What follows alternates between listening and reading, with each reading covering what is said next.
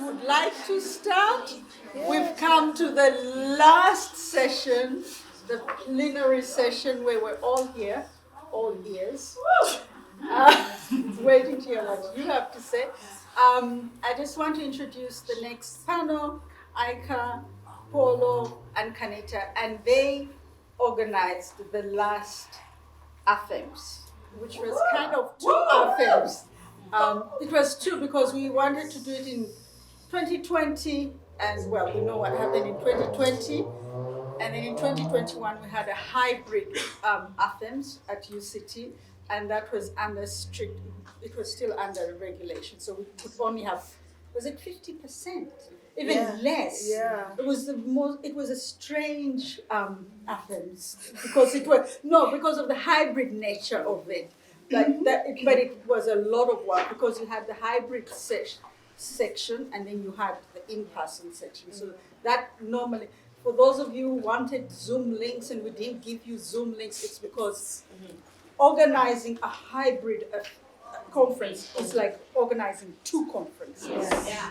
And so we are like, no, Habiba was the exception. So I have a lot of respect for everything we did last year, and now they're going to talk to us probably about some of that, I don't know. But anyway, they're going to talk to us. Welcome, Polo, Aika, and Kharnita.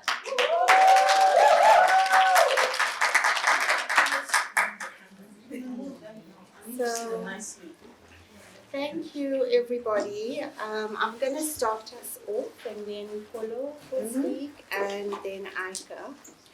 So, Linda, thank you for stealing a little bit of where I was going.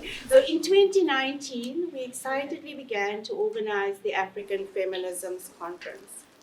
Polo had started the conversation with Linda and Charlene to bring the conference to UCT.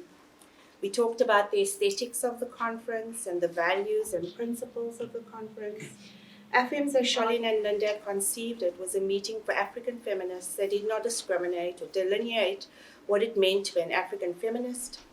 And it was a place where all intellectual work was welcome in all the forms African feminists have come to express and theorize our worlds. As a gathering, it was to be fundamentally inclusive, not just of the humans who attended, but also careful about the world and environment in which we convene. So, no waste, no plastic, etc.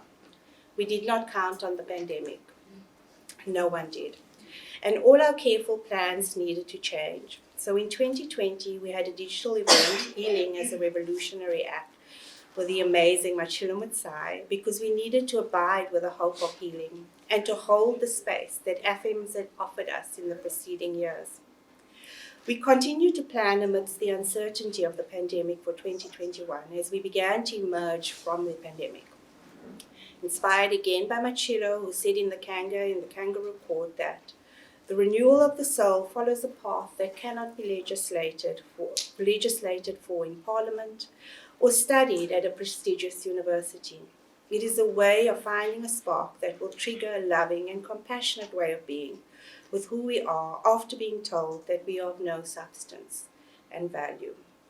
We carried that hope for renewal of our soul that could be found in coming together, and thus from the 1st to the 5th of November 2021, we held a hybrid Afems at UCT, and we know some people didn't come through and did not arrive with us, and we remember them. We held a hybrid Afems at UCT entitled In Search of Our Shrines, Feminist Healing and the Politics of Love.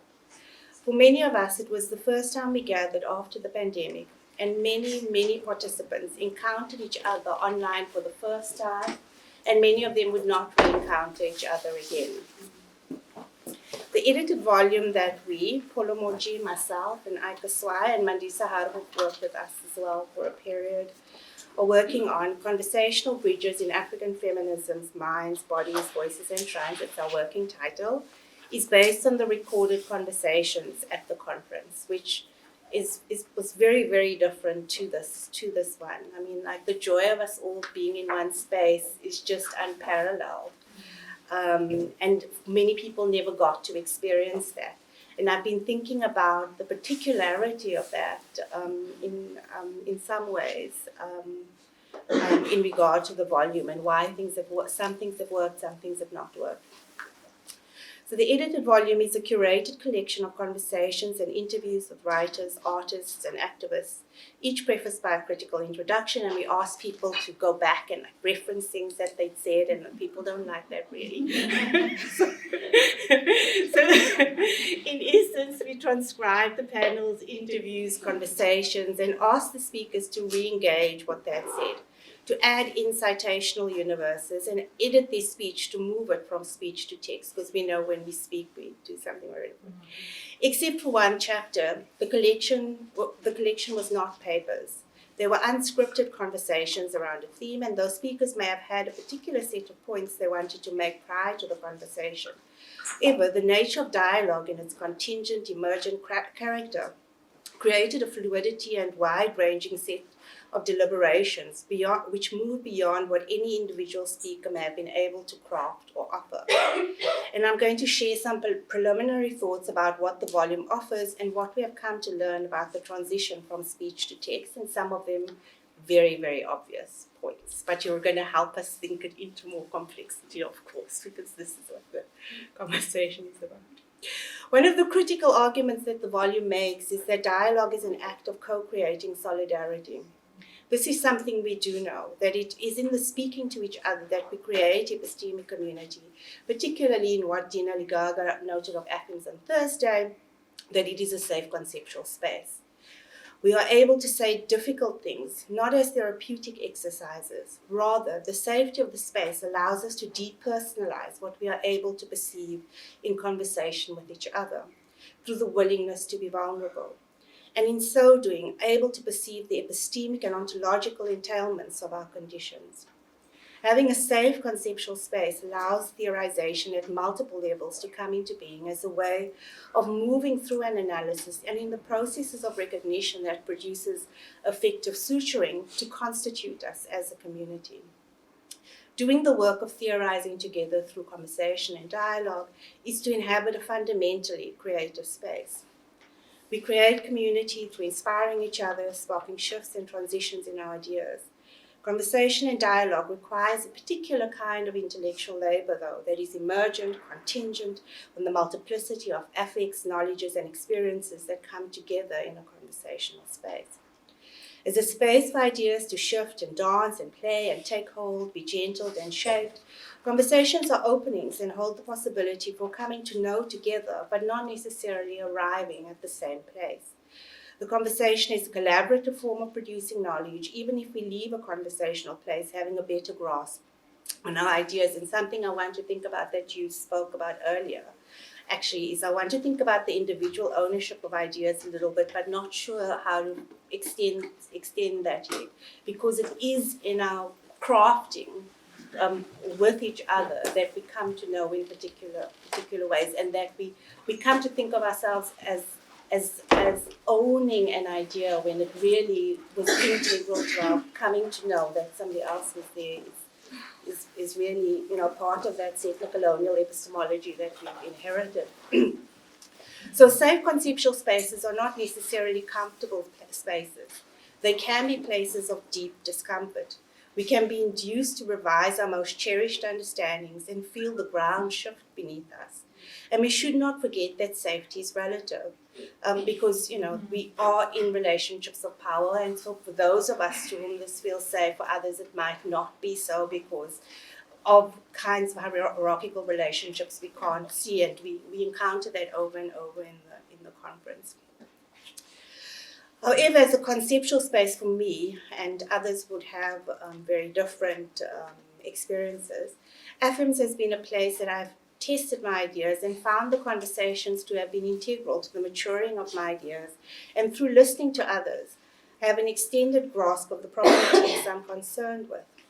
The right to think a thought, but to know that the necessity for a defensive performance of expertise is not necessary, is freeing.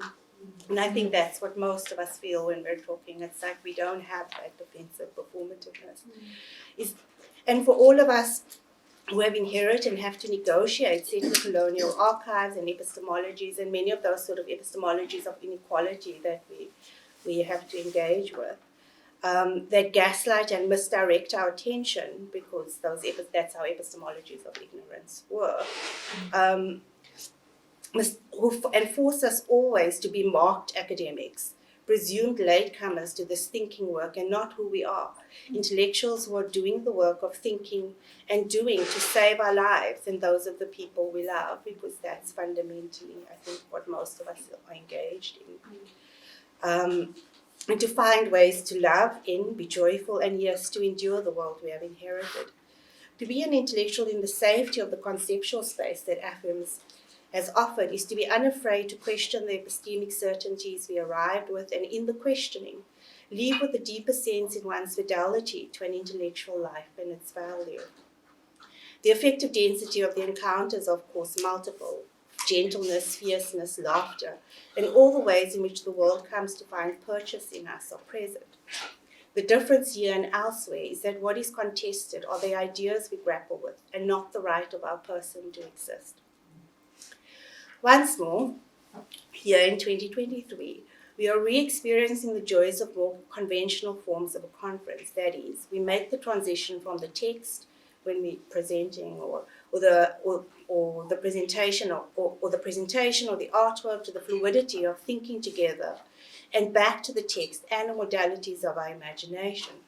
We build our bridges over conversations outside of the room as we encounter one another's thinking at breakfast, thank you, Pumla, during a walk and the spaces in between. The conference we held in 2021 and the conversations which the book solidifies during the transitional moment out of the pandemic, however, took a different form. The 2021 conference comprised panels, interviews, and encounters, for example, which were convened by intellectual friends who had commitments to a project before the conference, and some were convened around a theme by the organizers, so people who would not necessarily have been in conversation with each other. And people didn't really send in papers, and if you remember, they didn't send in papers. There were a few things we have learned and are thinking about through the process of trying to turn the conversations, most of which, as mentioned, were not papers, but dialogues, into chapters, and having attendees return to their dialogues. Many of these conversations exist in time and were commitments that were sometimes temporally bound. So people committed to the presentation, but not to a book afterwards, right? Like, what do you want from us, really? What? Are we looking at people? We're not looking at anybody. Nobody. Facing forward. That is, even as a dialogue might shape and come to constitute sites of epistemic, ontological, political, and ethical or moral imaginaries, sometimes the commitment to them does not outlive the moment of the conference, and that's okay. Relationships do not always transition well over time. Not everybody wants to be in conversation with people that they were in conversation with before, and that's also, things. One of the and this is, okay, I shouldn't be happy or joyful or anything, right? One of the hardest things I learned, and this is that loss is part of the afterlife of a conference. We lost Hazel Jojo in early May this year. She was in her early 20s, an incredible feminist, and would have been part of the book. And I don't think any of us, we were really shocked at the time. We don't fully have words to sit with this loss, and how do you calibrate that kind of loss into a future. So, working on the volume has caused me to think about the very many conferences I've been to, and particularly the panels I've been on, and I wonder about the relationality of the panel as a form that constitutes sites of knowledge production and its afterlife. Some panels I don't remember the people I was on the panel with, but maybe that's just because my memory is very bad. So, what does it mean to be thematically and even politically in conversation with someone in a particular moment, and why are some relationships carried forward and not others? This is neither right nor wrong. We do not always have affinities or the energy or all the many things that enable relationality to flourish. Many people are overburdened, and the commitment to a conference in a particular modality is not necessarily commitment to it in another. There's also the burden of labor of having to retrospectively engage one's utterances as a citational space, and to be asked to do the many things that to do that thing so many of us do, where we are in an encounter that calls on that version of ourselves that is not defensively, tongue is breaking, defensively performative as an intellectual. The contingent, the utterance that might have grown in your gut, that you responded to in your fullness, is not something you may want to engage as located elsewhere in the archive. Because in conversation, you just say the stuff. You don't think, oh, I'm thinking with so and so and so, and then having to go afterwards and does something.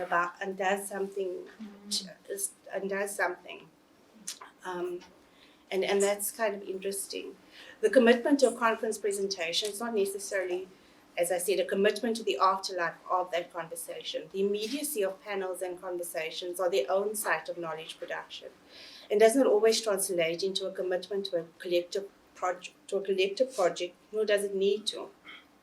To reiterate, people are overburdened and wanting to archive in multiple ways in unplanned archival practices can exert a burdensome demand, and perhaps there's an ethics to asking overburdened people to archive in multiple ways that we may want to think about. However, because we're all neoliberal subjects, one of the most profound things I learned in re-engaging the talks as text and working slowly through the transcriptions was how much I had missed in listening. How many insights in those dialogical spaces were contained in the shifts and plays on ideas, on the divergences, the unexpected pathways that can only come through conversations. The conversations themselves, as theorizing in action, moved across, through, and developed ideas with a swiftness that was surprising. The transition from speech to text allowed a slowing down, a new temporal dimension to encounter the ideas that in listening can be fleeting and in some ways engenders a dissipation of ideas, and what takes hold is an effective relationship sometimes, or for me that is, and the traces of one or two ideas. Well, you're going to tell me a little bit, thank you. The fullness of contingent emergent theorizing, moving quickly past an idea, you miss a lot of things, can be experienced as fleeting in its oral dimensions, but it does other things. It creates community, it creates, this is a friendly interlocutor, and it does a whole lot of other things. And it allows us to travel swiftly through our own theorizing. Reading offers a different way of shifting and passing ideas, and there, for me at least, because some people are more auditory and are able to attend more easily through other sensory modalities, it might just be very particular to a readerly kind of thinker. Reading the conversation showed the layeredness of theorizing. We are excited by this archival iteration of our conversations and coming to think together. The text and the recording do different things and circulate in different ways. And these multiple forms of archiving open new epistemic horizons and possibilities with the breadth of African feminist theorizing to be engaged with. And it is so broad, the scope of what people are thinking about and thinking with, that moves beyond the sort of I don't have a nice word, but the way we become trapped in other spaces in just thinking that you're a black woman or black person or black queer person. I mean, the scope of what we're able to think in the space is so expansive, generative, and rich, that moves beyond the stale and static sort of epistemologies that we encounter elsewhere. There's an astonishing breadth of thinking and openings that are being explored in these rooms, all of which take very seriously our lived conditions, not as abstractions, but co-created tools through which to understand and craft our lives. And I'm going to stop there. Thank you. And thank you.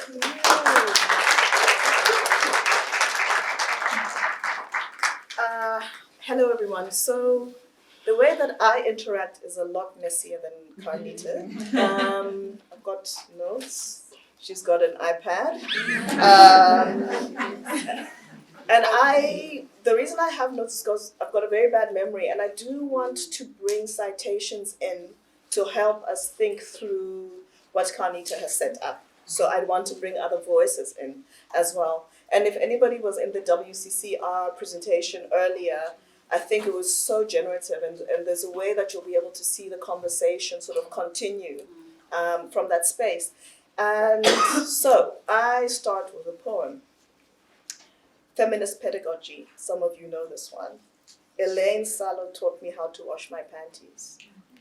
She could see that I was trying hard not to listen to my aunties and my grannies and my friends. She saw their sadness and their solidarity.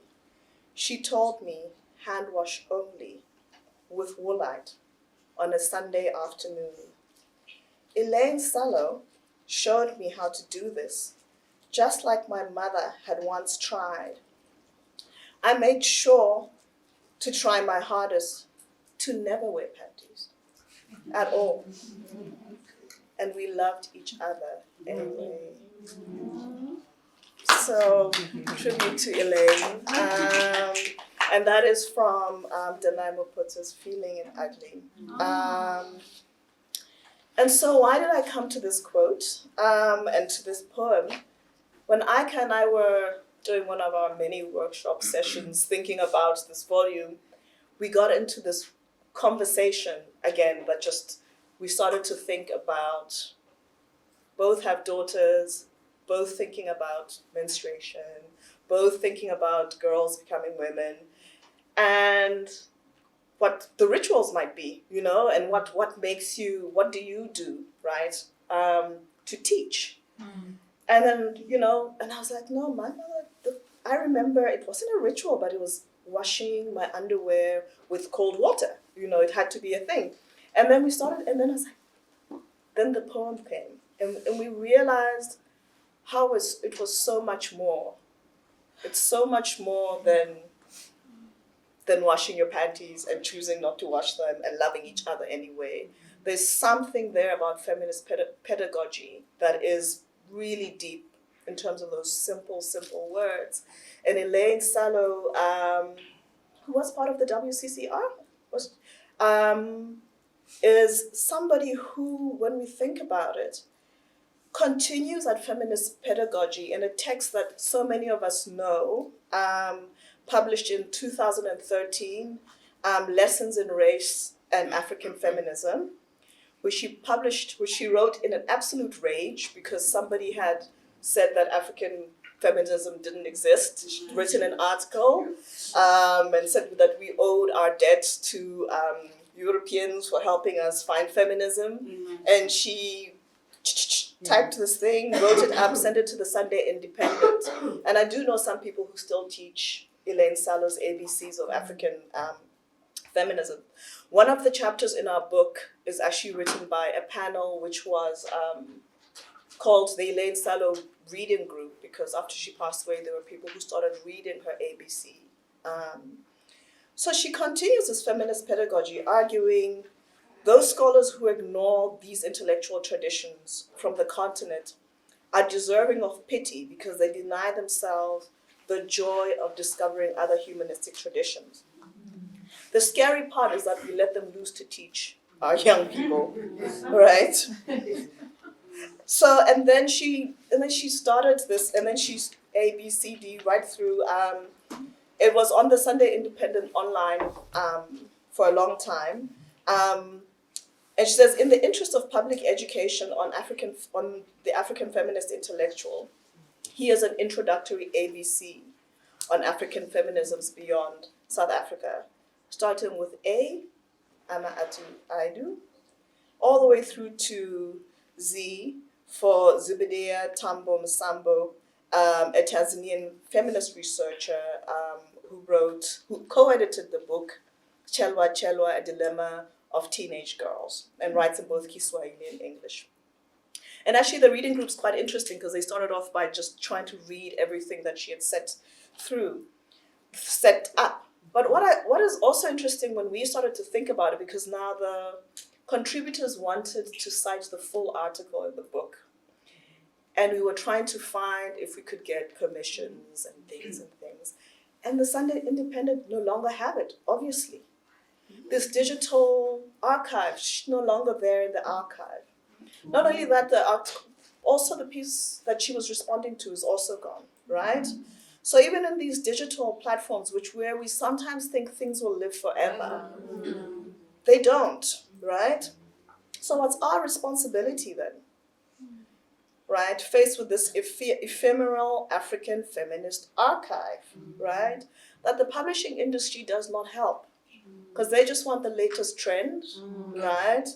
They may look for certain names, they may, they, like anything, it works with trends, starts, whatever, nodes, so that a lot is lost. You can no longer find lessons in race and African feminism unless you go to one or two blogs that are kept by feminists maintained elsewhere. And so my session, I have built in questions because I can't listen to myself talk for too long. So please help me out. Because I want to know then, if we're thinking about this ephemeral African feminist tradition, archive, which we sometimes erroneously think somehow we're solving by the digital world, right? What are the assumptions around what is legible and what constitutes an archive, right? And what happens to the unpublished archives? General ideas from our grandmothers, ideas that are passed based on orality, right? How do we archive? How do we hold on to those? And yes, we're working up to the idea of our labor again. But then, and I don't know so there's one way we could do this. I'm throwing these questions out. If you want to respond immediately and feel moved to do so, do so. But what we also have planned at the end is to have a general discussion on some of the questions that are raised and a discussion around the topics raised in here, okay? All right, so another lesson I think we need to think about, still with Elaine Salo, is she was a tireless community builder, right? Feminist community builder. Just as Linda and Charlene, right? Who have built this space. And as we saw earlier, there are other spaces, WCCR, other spaces, right? But it's often thankless labor, right? It's labor over and above whatever it is that you're already trying to do in this neoliberal university space. And so some of the ways in which I'm thinking through this as well, bear with me, is not just quotations and examples, but Kharnita and I did this other thing where we were having a chat about this book. And we were having a chat and we recorded our conversation. And so some of this is also extracts from the conversations we've had at the time. And this is a conversation, I would think, where we were thinking about how our intellectual lives are so determined by kindness or unkindness. Determined or shaped, and can be shaped by unkindness. And when we think about, and I want to bring it to this space, when we think about how we were when we first arrived, and our body language, and whatever hurt we may have, whatever, we can see it in our body language that we become hurt at times, are, hunched, defensive. And it might take time for you to slip slowly into the space, right? Like a slow unpacking. I don't know who feels like a slow unpacking. Are you unpacked?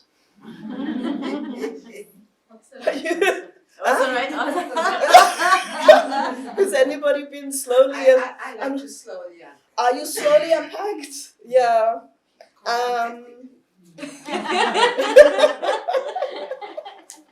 And it is, we have our defensive barriers. One of mine, protective, I don't know how many of you have this protective reflex. I'm a serial over-preparer. That's my defensive thing. I prepare and prepare and prepare and over-prepare because I've been to so many places where I'm expected to be unprepared and subpar. So so if I was given a 20-minute session, I'll prepare for 30 minutes, right? Because that is what I do, right? Kharnita was saying she was a chronic underpreparer. And how we work together is magic. Excel,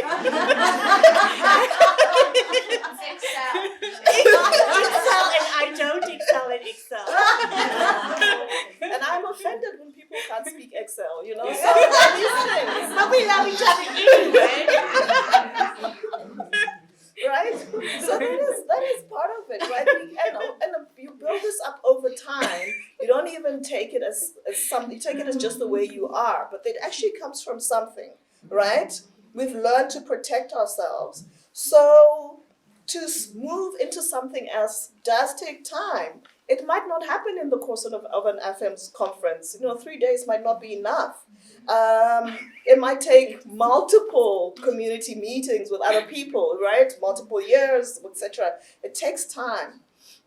But it also makes me realize that how much of the way in which we talk about epistemic community, feminist communities, communities of knowledge, how much of that leaves out affect and feeling, complex feelings, right?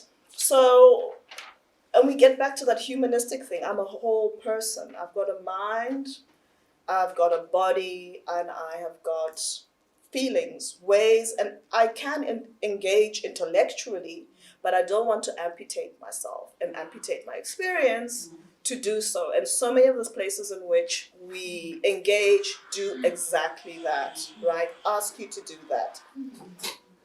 So perhaps if we could think of this, and I'm inviting us to think of this as holding each other in community, but not necessarily holding, these are your words, Kharnita, by the way, I'm channeling, not holding each other static or in place in a particular way, right?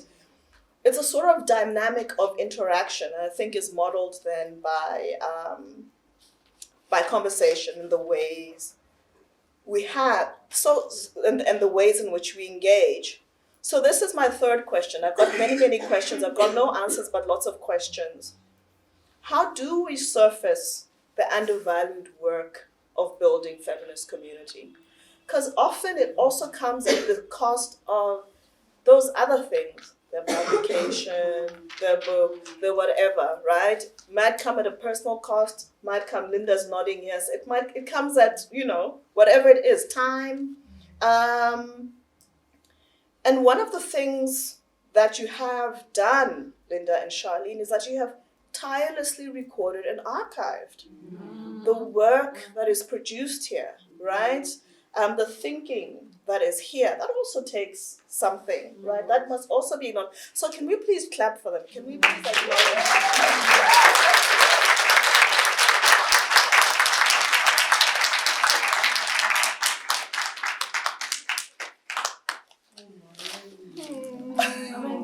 You're doing amazing, sweetie. You're doing great. We love you.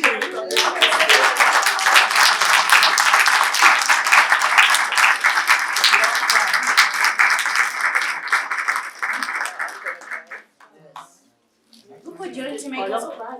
Look what I did. Look what you did. Look what you did now to yourself. Now I'm also crying. This is the thing. We all cry. We all cry. Yeah, it's true. And I found this article actually last night, and I don't know, somehow managed to delete it. But it's an article. It was published in Agenda in 2018.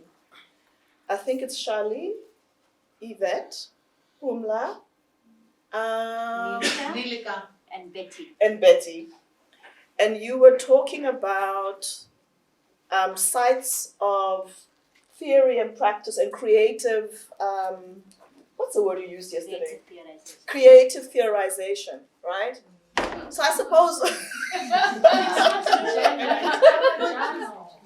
It's a gender. It was agenda. Didn't I say agenda? So much work they've done. Why was Dina shouting at me? It was agenda.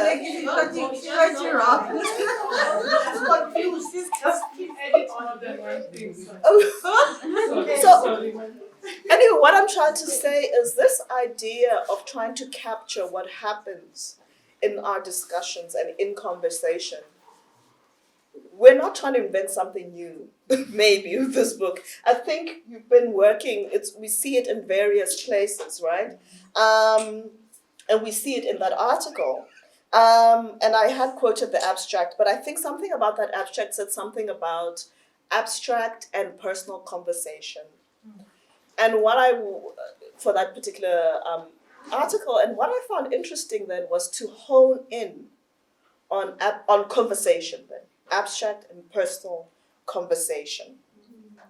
Because then it's not just about sites for theory and practice, but it's about the modes, right, that with which we engage. Do I have anything else here? Okay, that's me, page 2. Unfortunately, I was telling Linda I bedazzled my pages with glitter, and now they stick together. But it makes me happy when I'm reading them. Another example that as I was preparing for today, came across was a quote. And this quote, actually, it was more a chapter, but I'm going to take an extract. And this is from a 2005 gathering at the University of the Western Cape's Gender Equity Unit to reflect on Black women's feminist academic activism organized by Mary Haynes. I think 2 of those participants are in the room. One of them is knitting. She doesn't want You were there in 2005. Okay, I'm sure I was.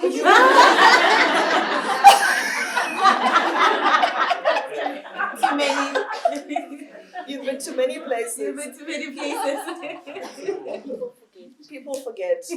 But this is a quote from Pumla Kola, who was there, and it's the beginning of this chapter. I forget it's about joy. It's something about, I can't remember the title right now because I didn't write it, but let me just quote. To arrive in this space, to listen and come into contact with women whose work I did not know, or women whose work I held in high regard, was a rare pleasure. It was a room full of women from different public sector spaces, academia, NGOs, and creative industries. It was joyful. It was hard work. The hard work was sitting with the discomfort of knowing we're not sure, that we were not sure what we meant when we said self-care. Throw the word around. So much has not changed, right? The hard work was not knowing who we were as thinking, loving, determined, bleeding, dancing Black women who answered to feminist when we did not have to defend ourselves for a whole 3 days. This could be now, right? And so I suppose I'm trying to establish the line of thinking here in terms of what's gone before, and interspersing this then again with this recorded conversation that I was having with Kharnita at the time, where I just said it's like a sigh of relief, this feeling when you walk into that space, right? It's like a sigh of relief. You know that you hold yourself in a particular way in so many other spaces where you're forced to play the authority, spaces where you have to play the feminist killjoy, forcing certain conversations to happen, forced to show the gaps, the absences, the erasure, and other forms of epistemic violence, if you will. How do we capture what happens when we're free from having to do that? And I think that is just at the center of this, trying to be dexterous with what was an oral mode of engagement and trying to capture it in a way that circulates, right, into text. And what we're trying to do is, how do we capture what happens in that? Because I don't think, and I'm not sure that enough is written about what happens, the magic, right? And Kharnita, you put it this way, how do we recognize the ways in which the worlds that we're working so hard to build out there already exist in some of these pockets. Oh, Yeah. yeah. So also recognizing that as well. So and I mean, I think returning to Paula in that space, she's in that article in Reflecting Rogue, it's a chapter, she also writes of this 2005 gathering. It's not often that so many of us who answer to African feminists and or Black feminists or to womanists are able to gather under one roof for a few days to think and learn from each other. And I think we need to thank ourselves. Can we also thank ourselves?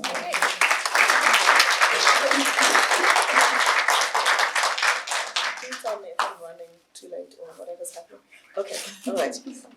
So I'm going to get back then to the nitty-gritty of the book and the ways in which we try and bring this thinking into it, right? So Kharnita has sort of said, we're drawing from recorded conversations, transcribed, curated, etc. But our premise is that conversation is a mode of creating epistemic community. It's a dialogic forum. As a dialogic forum, Afems recognizes, legitimates, affirms knowledge, right? Sorry. The illness that is my camera. That's happened to me here, sorry.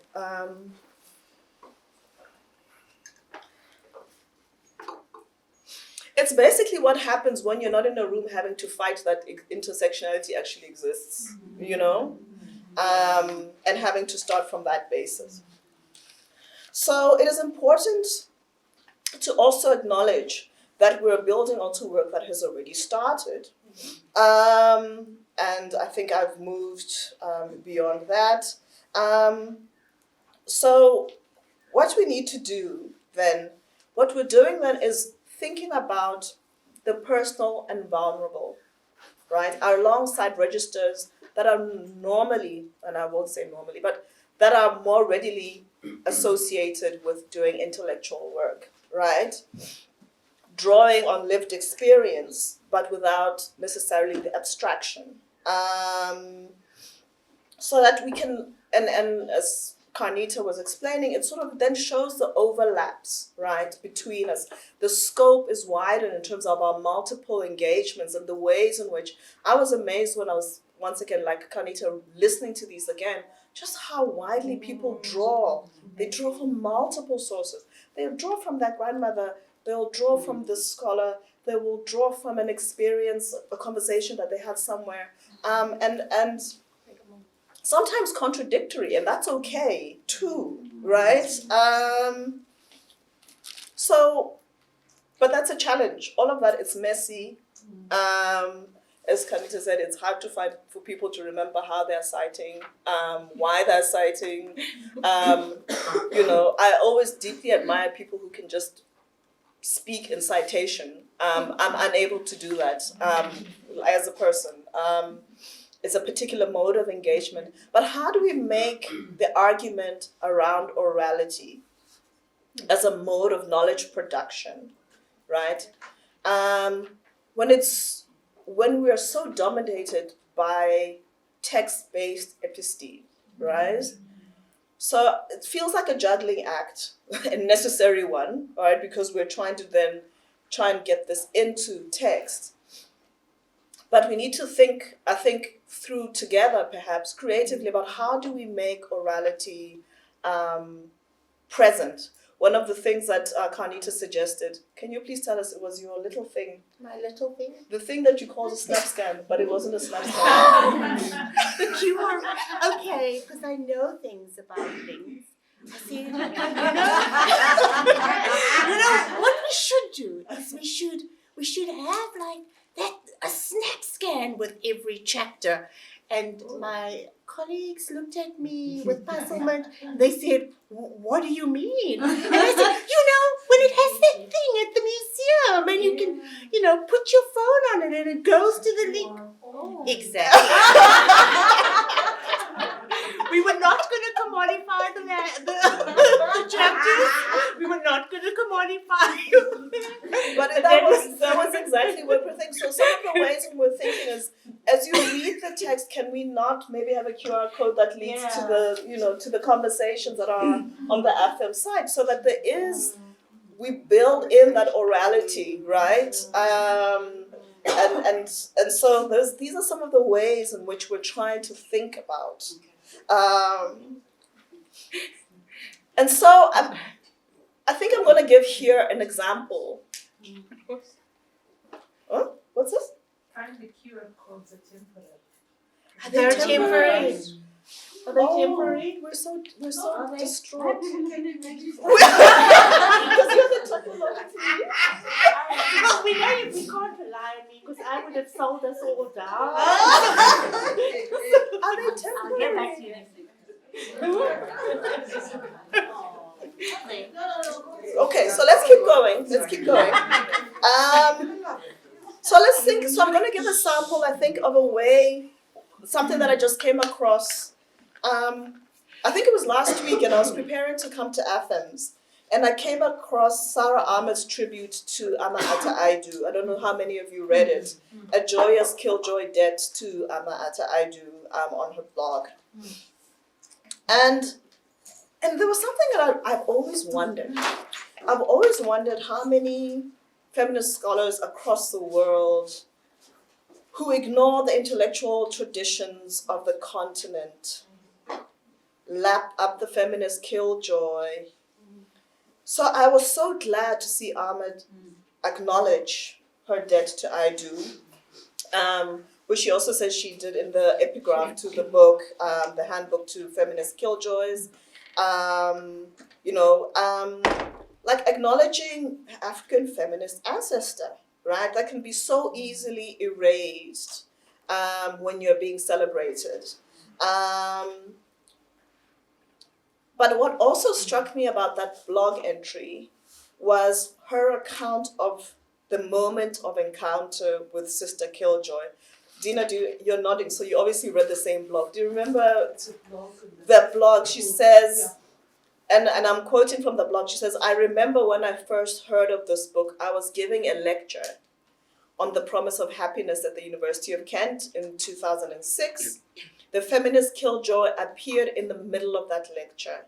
When somebody in the audience asked me a question, she mentioned our sister killjoy." And then Ahmed goes on to say, "I don't remember her question, but I remembered our sister killjoy." Right?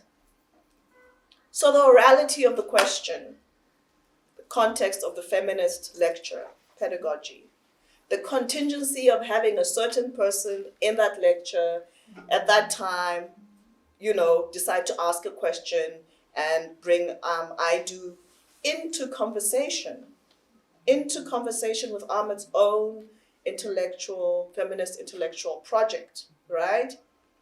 That produces an epistemic node, right? This coalescing of knowledge, right? And the importance of which only, perhaps it comes slowly. I mean, Ahmed says it took her time to eventually develop the feminist killjoy, first starting with kill, joy, separated as two words, and then, then emerging as killjoy in 2010 in The Promise of Happiness. But, and I'm not taking away from Ahmed's rich contribution when I tell the story, but I'm also reminded of Grace Musila, whose article, I think it's so delicious, this against collaboration or the native who wanders away. It's such an amazing, I don't know, I've shared it to as many people as I can. And there she writes, a lot of the supposedly new questions and fresh conceptual frameworks and fresh, largely generated by the Northern Academy, are reiterations of questions and ideas articulated by Africa-based scholars decades ago, and widely known to Africa-based scholars as common wisdom, but condemned to oblivion in the prestigious circuits of academic publishing by the cult of novelty and the policing of dated bibliographies. And so there is there is this idea, right? The cult of newness, the cult of, let's face it, it's like dominant publishing traditions, that sort of, and a homogenizing effect, right? That means certain people are going to get read over and over again. And then eventually that line, that genealogy gets lost.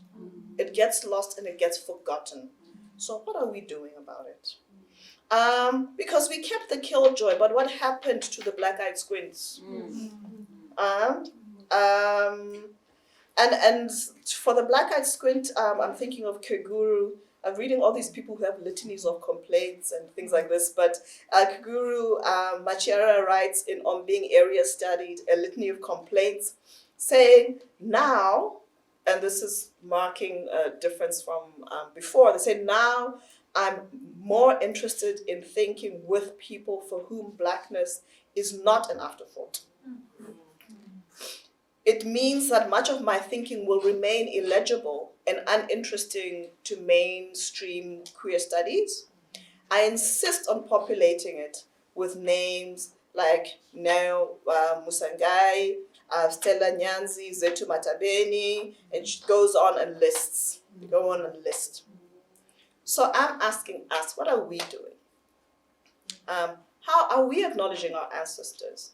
And what is our ethics of citation? Who do we cite, and what is our ethics, and how conscious are we of that ethics of citation, right? Because part of building the archive is also about us then using that archive, right? It lives because we keep it going. I'm nearly there. Page 5, I've got one more page to go. But of course, some conversations are harder to capture. They're not recorded like this one. You know, those, how do we capture those in-between moments? You know, the one where we're having coffee downstairs or trying to find the room or whatever it is that we're trying to do. Breakfast, as Kharnita was saying, right? The moments of being in conversations that we know are about joy and laughing, but sometimes about crying.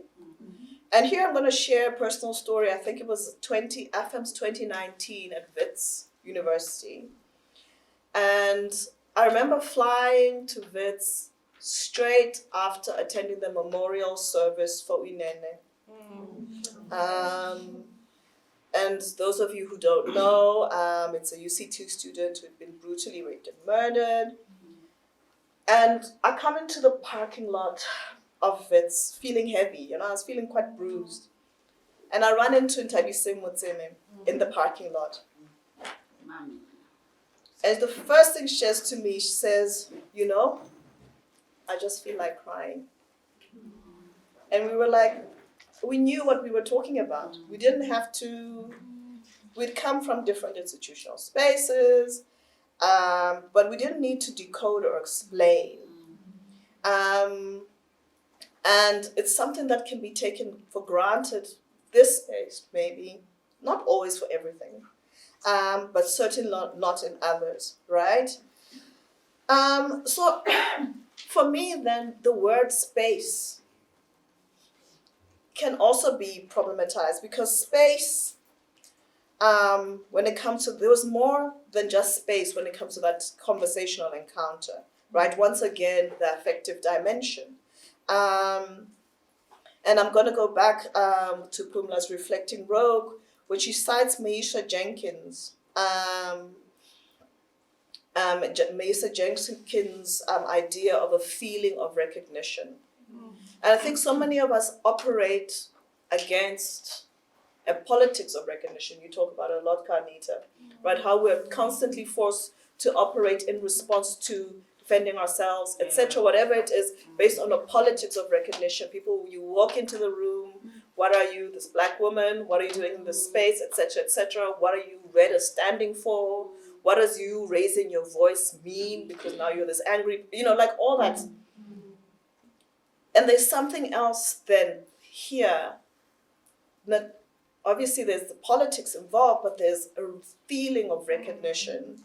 I think Pumla, you you link that through to the idea of naming it as homing in some ways.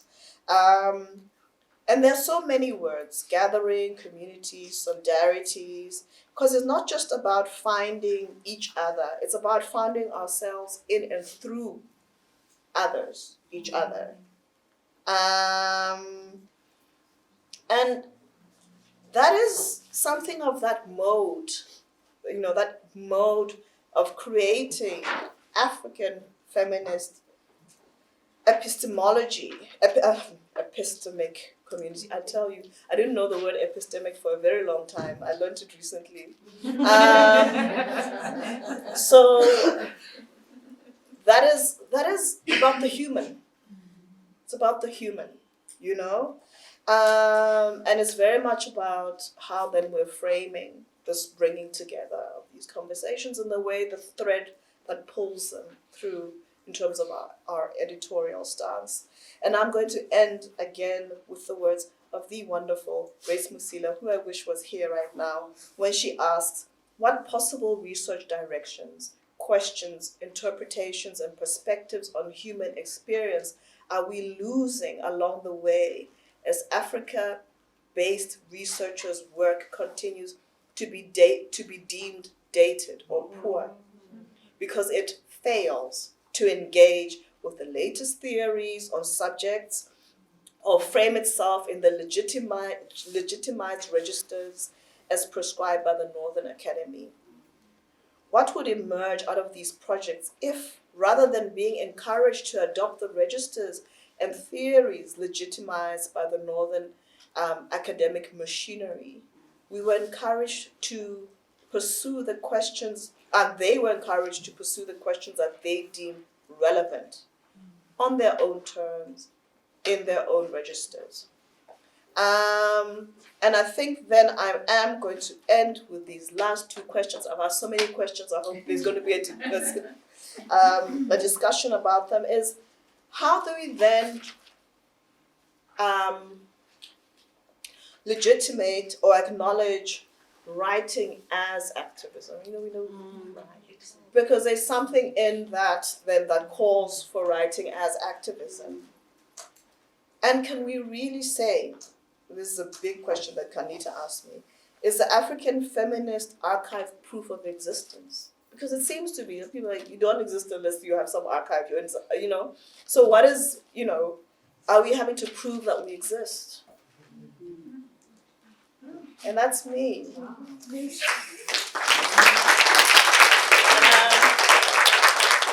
Handing over to Aika, who will also lead us into the discussion as well. Yeah, we are going a little later than the program said. Hello, my name is Aika, and I feel like you've said it all. I suppose that the two little thoughts that I was taking note of as I'm listening to you is, epistemic community, and how we sort of usually use the word community as a word that we envision some kind of headquarters. There's this space where the community meets, but with this particular one, it's such a fundamentally, profoundly diasporic community, this feminist community. So I was reminded about how tricky it is to, on one hand, crave a place to come to, a place to call home, but that place is sort of in the ether, or it moves, and so I had a particularly profound experience getting here. It took me a really long time. And I just wonder, how much one is sort of obliged to invest into a community. If one is going to call it a community and say one is part of it, then what is my citizenship? What is my, what is it? So I think these things are fluid and they should remain blurry, but working on this anthology has been powerful and difficult because we are trying to capture, which is a rough masculinist word to me.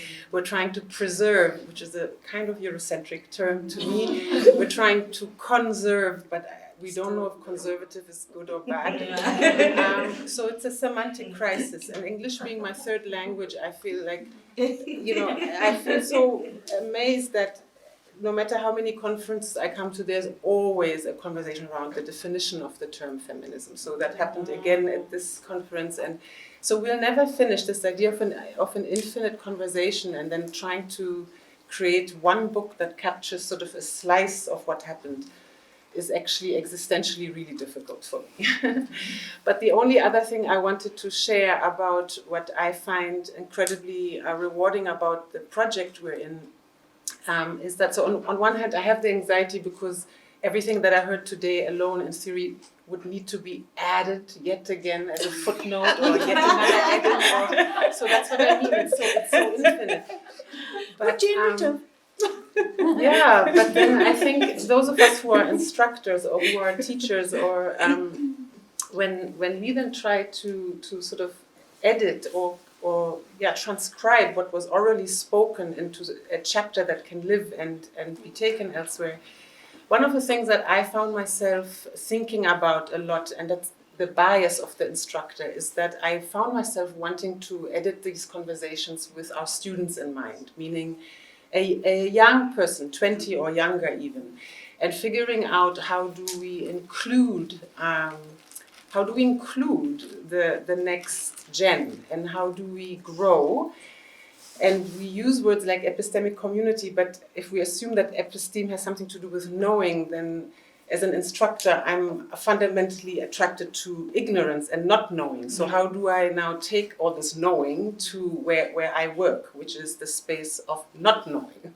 I don't know if that was coherent, but I find myself, just wanting to create more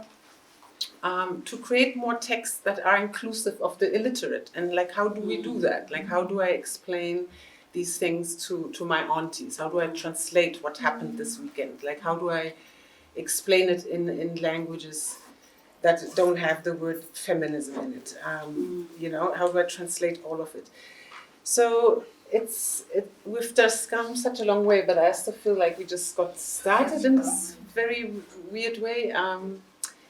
And I think we should use the end to actually have conversation, because that's what we were talking about. That's what we're talking about, the dialogic. And I don't know if you want to reiterate your questions, or should Do you need me to reiterate, or should we just reflect freely?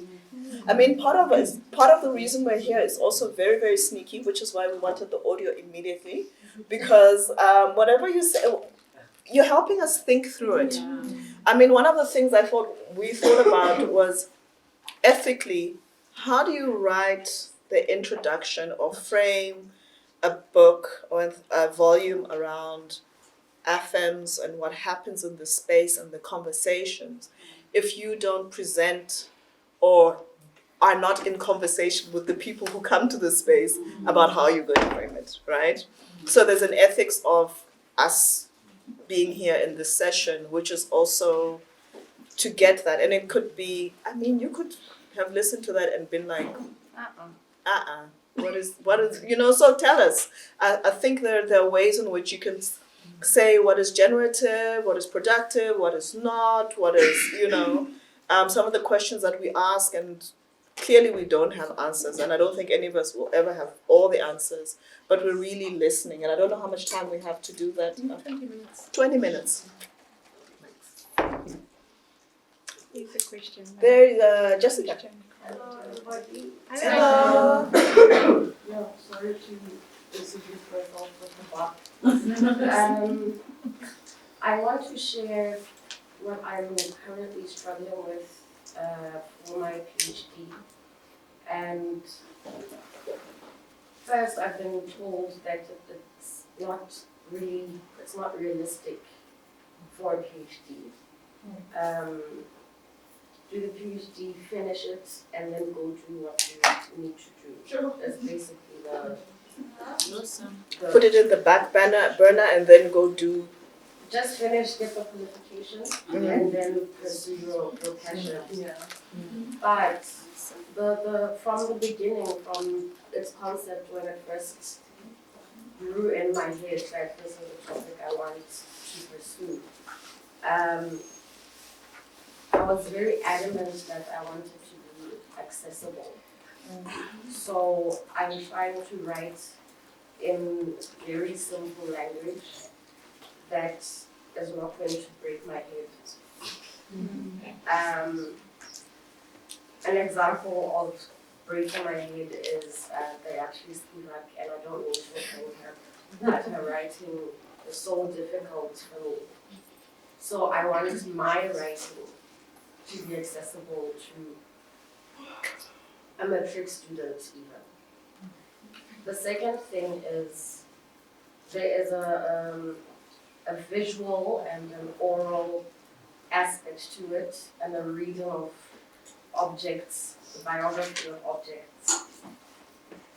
I don't want that thesis to sit in the library, and that's the end of it, because it's about women, former combatants that no one knows.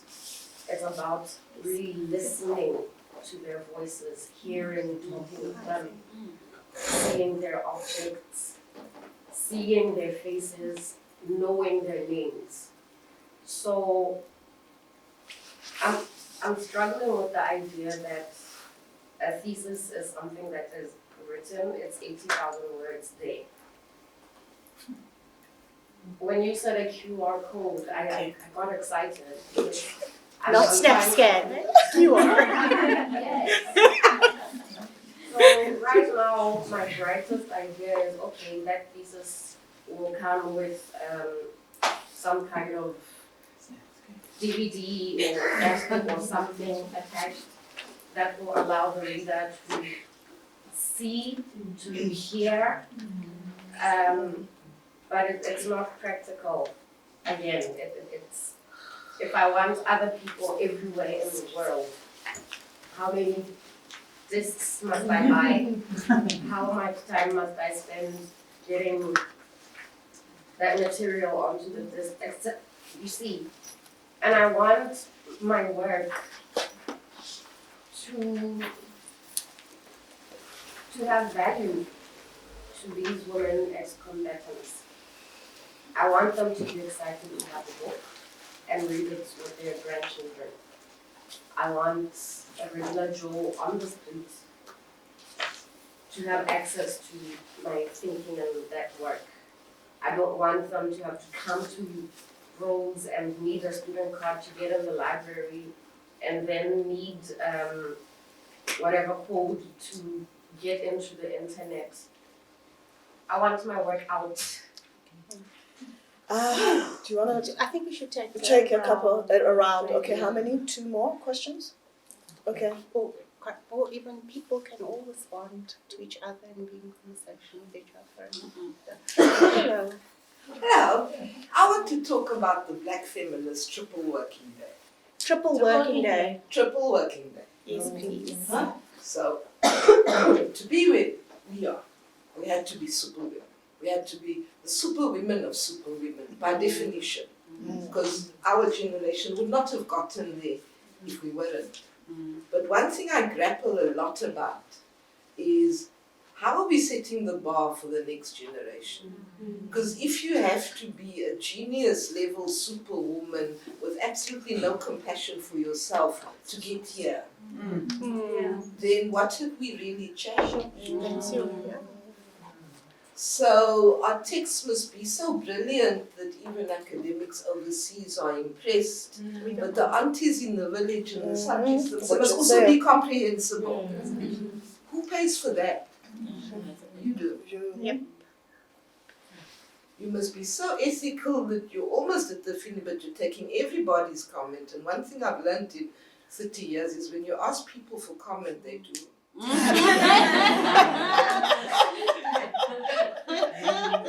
What a lesson. But I think what I'm saying is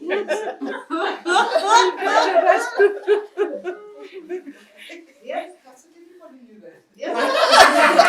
My comment not It's for me a really important conversation to have in 2023 2022 is how are we changing?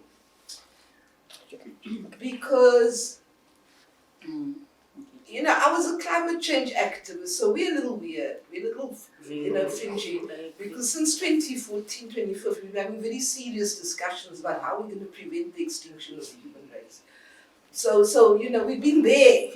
So when COVID came, we were just like, you know, World Wildlife Fund published a report in 2015 of 7 different ways we could go extinct. And zoonotic diseases were only number 6, so we didn't prepare. We prepared for number 1 to 5. That was our discussions out on the Looney Fringe, right? The rest of you were deeply and profoundly shocked. And upset. Because you had not figured out why it had been going off ahead for a decade. So we were prepared for 2020. And you weren't. And my point kind of being that this historical period, it's one of those that's going to go down in the history books. It's one of those you're going to tell your I survived the global pandemic. It's one of those times. And it's still endemic, so I can't even use the word post-COVID. But how has that changed us? And the bottom line is, if it hasn't changed us, then there's a problem. So the analogy I want to draw is kind of, Kharnita, we're all grieving. I want to challenge this room to put up a hand if any one of us has lost 1 or 2 or 3 people in the last year. I lost 5. We can do a count. So how are we feministing if we cannot value that grief? I mean, I love the theme of the conference precisely because it raised, I came here thinking about these things, but it's also we're now performing grief. You know, when you've been to like 5 funerals and you didn't go to your auntie's funeral and you had to attend by a Zoom, and it's a lot of grief. Are we really even feeling it? You know, and how are we still okay? Are we? Well, if we are, then there's something wrong with us, right? And that's why I say, can we just sit and validate the fact that in a lot of ways we are forced into performative acts, but our emotions haven't really caught up. Like Sipukazi says, our lips are still sealed. And so maybe it's too soon, but I'm just wanting to raise the context in which you're writing this book, and I think you need to be aware of it. And so these old school ideas of the triple working day, you know, I'm supposed to be so hot that international publications want me. I'm also supposed to have time for the littlest of youngest first-year students. These are all feminist ideals, right? And I've got a couple of needy sisters that I've got to suckle, you know? And like, I was just like, I said to myself, you know, if I continue doing this in 2023, then I'm kind of setting the bar for the next generation of feminists in a very, very weird way. Because do I not want them to work like 8 hours a day, 5 days a week? For 4 hours. But at least a 40-hour work week for Black academic women.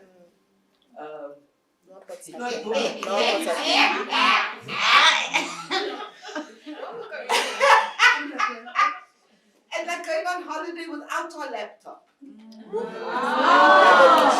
not sitting up till midnight walking. And telling the students you can wait for your blinking marks because I am a human being and I need that rest. And not needing therapy just to cope with my work on gender-based violence. So I'm just going to leave it at that. That's a lot.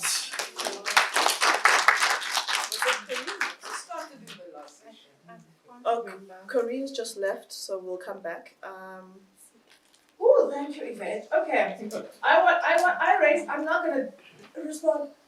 I would raise my hand. We raise our hand at the same time, but in totally different directions. So I want to address some of the things that you, but now I'm feeling in my body what Yvette is saying. Thank you, Candice. No, not that bad. Like, I'm grateful for it, but it's like it's wrong. I think I want to say something about. Okay, here's the thing. Hold on. Mm. Kharnita. Okay. What? Did I just put a flash on? It's not my flash, it's my son texting me. My phone doesn't vibrate, it is the light there. You asked me this before. So that's sorry. So just ignore it if it does that. It's just to make sure I don't miss things because I'm 50 and I miss a lot of things. Anyway, We'll never hear the end of 50. She loves the thing. okay, I remember now. So I'm glad Jamil and Apu are having so much fun. So first of all, I'm really sorry that you still don't have my chapter. I didn't know. First of all, you just kept saying a publication. I was like, I said, not special issue, they can wait. If I know it was a book, I would have, for you, your book, then I would have hurried, maybe. I would have put it before my marking. So I'm sorry, you will get it next week. I promise. It's the bibliography that you maybe go in search of. And sometimes I don't know. But that's just a side thing. The other thing though is that precisely, and maybe why I'm saying if I'd known it wasn't a special issue, is because I think this is such a necessary role. And I'm loving what you're saying about experimenting with what it means to have a conversation and to have a book of conversations.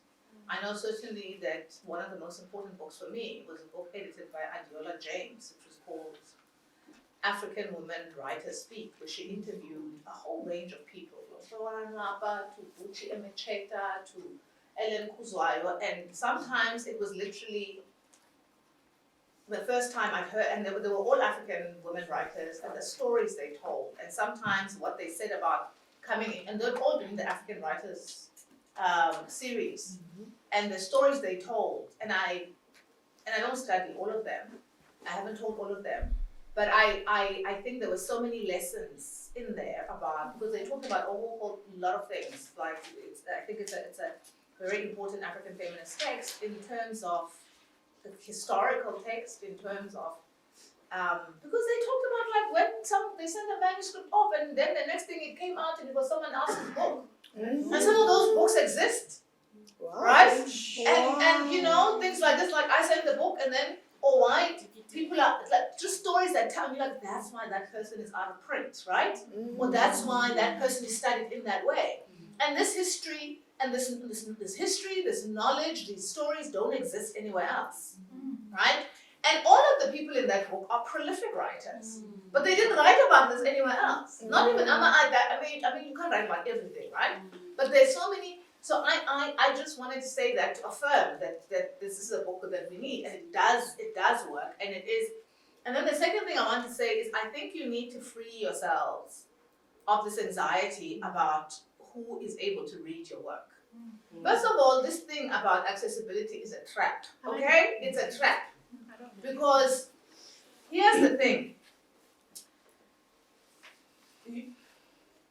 If you want to read Spivak, she's a lot of work, then do the work of figuring out how to read her. Toni Morrison says that when black women, I'm just giving one example, then I'm going to give you a counter example.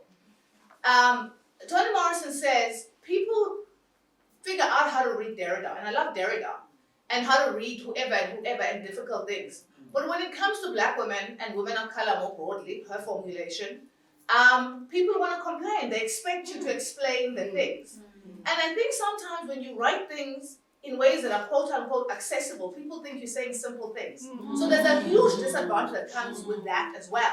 That people, that you read, and I mean Bell Hooks, whom is one of the people we're thinking about. Bell Hooks suffered greatly throughout her career for this.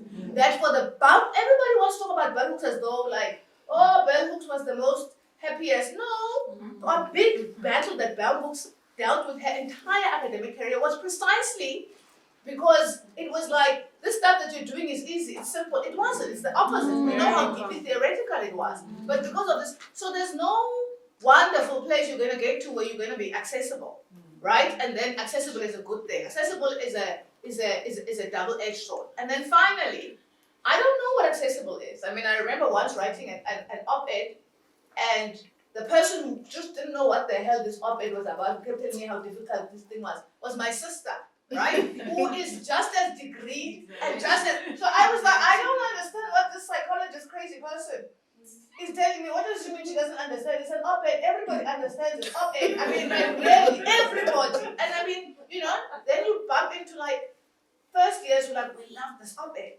So this idea that there are high skill students who know how to read at this level, and then it doesn't work like that.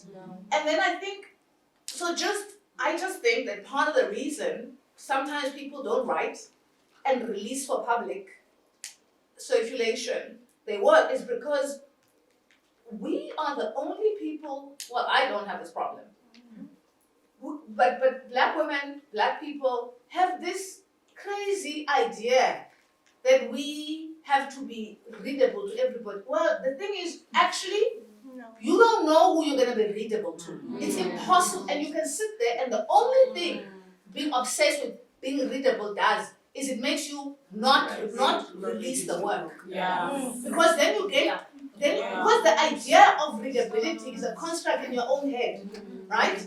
And you never know who the audiences are for a text. But you have to trust the word that you've worked hard at the thing and in the work and in the process and release it. Because quite frankly, we don't know what people know. And we don't know, and we don't know what people are able to read and not able to read, and why they're not able to read when they should be, and what they, you know what I mean? So I think this is an important book. You will hear my chapter at last. I'm sure I'm holding up. Thank you. But I think also I suppose my appeal would be you need to be nicer to yourselves about this thing of readability, because you don't know. You actually have no way of knowing. It's not work that you can use. You have no way of knowing who can read what, because we don't know enough about how people read. And even when we teach, and I say this as someone who's teaching for 3 decades, who's taught tens of thousands of students, I'm still constantly amazed by what a third year can read. That I don't know how they can read that thing, because like, what the hell? They haven't had literary theory. They haven't read Freud. So how on earth can they understand this thing? And then sometimes their colleagues will read the thing, and I'm like, do you even know how to read? Who taught you that you are a full professor and and think that my third year aced, right? So I think it's a trap. And I if it's your trap, that's fine. That you choose. But I just wanted to say, like, I just think you're doing yourself an injustice.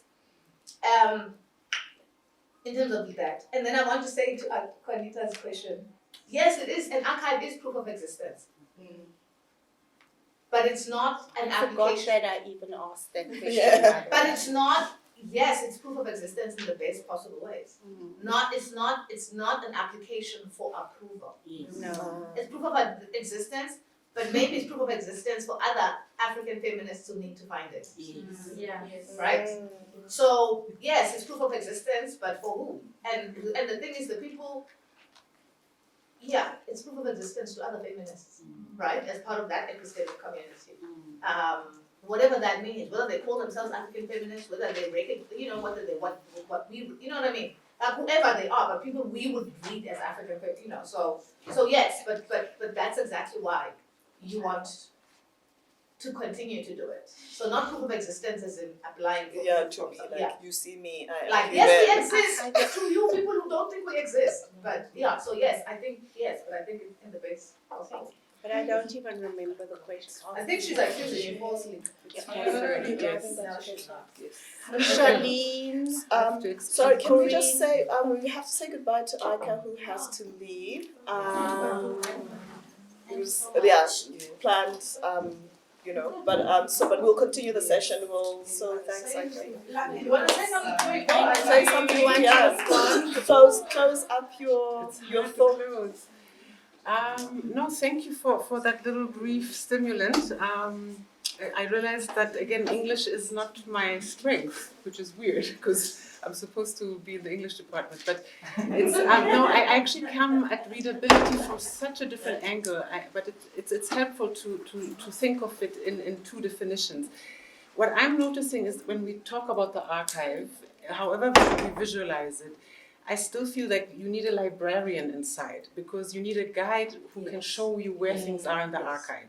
And so to me, those of us who are instructors or who play the role of guiding someone through an archive that predominantly exists and consists of unpublished and undercredited and underestimated knowledge, then that is sort of where I feel like the readability is almost like an improv act and also an alchemist move, because when students come to you, and that's what I'm saying, that I have to stay on my toes with folks who are like half my age, because they are demanding, they're not asking, they're demanding for relevance. They're demanding relevance. So it's not like I need to exist in HRCS Press or something.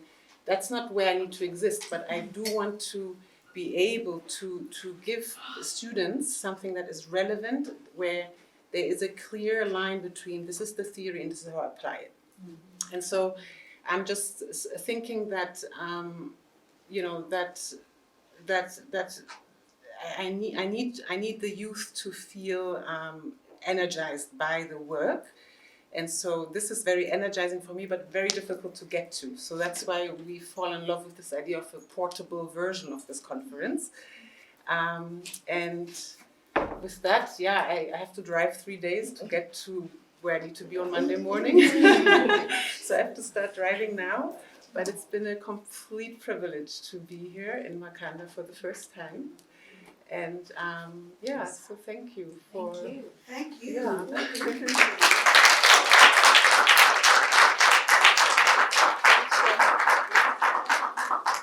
I think one of the things, before we continue, I think one of the things that I'd like us to bear in mind, and which might help us in terms of our thinking here, was also, so the proposal was sent to HSRC Press, right? And one of the things that came back, and might speak to what you were saying, Pumla, and what I kept saying, was around, they were like, we love it, we love things, but it's got to read academic. Can't just read like a conference notes or whatever it is. What's it called? A conference proceedings. And so the idea then of doing these sort of critical introductions to sort of frame each one, which is over and above the conversations themselves, was then to sort of speak to that as a framing, and also allows people entry into, very quick entry into each conversation and without them necessarily having to read the entire collection. And that's what that was that gesture. And then we came up with this other thing that none of the contributors understood. Citational map. Yeah. That's why you don't have my chapter. Yeah, that's not. You ignored it, yeah. Just who are you citing? I Who know, are but you you wanted thinking us with? to do it like you are. Just footnote. I actually should have just said do endnotes. That's all you want. We thought we were being fancy. We called it a citational map because we're like, We need to be accessible. Accessible is citation. but then Just footnote. it was really just footnote. Just footnote. And let me just get the thing together. I think the reason that we said it and the thinking around it was precisely this, the idea that people do draw from so many sources. So if somebody is trying to model or think through how you're thinking, it would be so interesting if they knew the name, who the people you're name dropping are, They can, and basically that's what it is, but it was a huge mistake. We put it on the instructions to authors, contributors, citational map, and everybody came back. All these professors and all these people were like, what are you doing? But it's But also... maybe we made up a term. But it's one of those things that we were also You need to thinking. footnote the term, so we know what it is. So maybe. But it was in that gesture, I think, going back to what Aika was saying, I think it was a gesture of the intergenerational conversation and the following in the, we said, how do we cite our ancestors? How do we, because there was some of those questions around ethics of citation and thinking through where you're drawing from, particularly if it's not published or particularly if it's not in the bibliography, particularly those sort of things, so that we can see the richness of that. So I don't want to take space because I know there was another round of questions. Kharnita, were you? I wasn't fine. There was 3, 4, 1. Charlene. 5. Okay, so it's Charlene, Corinne. No. No? It's Oh, sorry. She had a hand up first. Oh, sorry. Oh, And hi. then, no. They did. Then there was Oh. Okay. Can I take in the order that we've been given from here, because at 4, and then I'll do the next round because otherwise it's too many to remember. You're first. Yes. Yes. No. Yes, they do. Oh, Nadine is first. Oh. So I really liked it, and I really like this creative way in which you're actually approaching books, right? That is also, it's creative theorization in and of itself. And then I wondered if, because for me, what became like the benchmark of a really great feminist multimodality book was Kosi Kaba's book on poetry, because that actually used different mediums to enter the conversation of poetry and Black women's poetry in South Africa. So that was like, I think, mind-blowing, just in terms of how it performed like the feminist labor of the archive, but then also bringing together conversation, like interviews with authors and actual bits of poetry, and then these very small critical pieces. Okay. But I think also where it really succeeds in doing this is, as you mentioned, like it created these small entry framing pieces, right? Like because it broke it up into these really interesting subsections, like speech and thinking, and so they were loose enough that I think that even students could have a nice portal to enter a small section and then feel their way in. And then if you didn't like where you landed, you could read the poetry instead. So it was just very elegant and fluid, I think, in the way it performed all these things that you might do. Thanks for the reference. Okay, I've got that down. Thank you, Nadine. I think you should come here and be the Cheers. Thank you. I agree with so much of what has been said, and also think that not to think of this as an event but as a process. Yes. And so what you produce is going to be one part of what carries on to be a story. I mean, if we're going to talk orality, is there not a series of podcasts that can happen, that can be linked to this text, where you can go and listen to the freaking thing yourself? You know, if you're more of a visual person, I mean, an auditory person. And then the other thing is, I think anyone who's worked off transcripts, you often are looking for something, you know, so you're wanting to make a point on it, go through the transcripts to find the quote that's going to pop and help you to say what it is you want to say. But every time you go through the transcripts, something different pops up because you're in a different place, you're asking different questions, blah, blah, blah. And so another way to let that event, which is never just an event, it's a process, to let it morph into what else it can be, is to send out a call for a dedicated edition of a journal where people pick one of the things and write a reflection on it. Because it's knowledge is made and remade through the reflection of orality.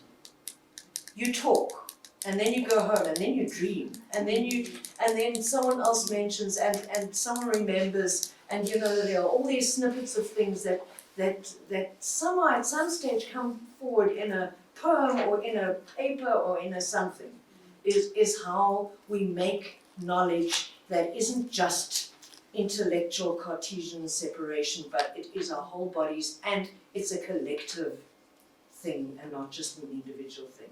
So I'm just thinking to encourage more engagement with what you are producing is let it have another iteration of let us have academic, if you like, reflective pieces on what is there, or artistic pieces, poems, visual art, whatever. You know what I mean? So that it's such an important topic. What was it? Care and love and blah blah. And healing and whatever. I'm not trying to be funny, but I mean, these are the enduring things that we can't have enough conversations about it.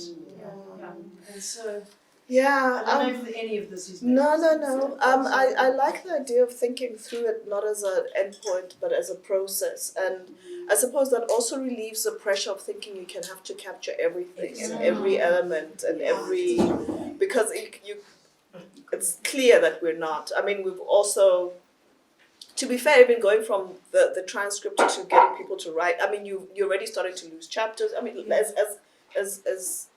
Kharnita I have says, less anxiety about all that. I think it must be what it is. it's going to be what it is.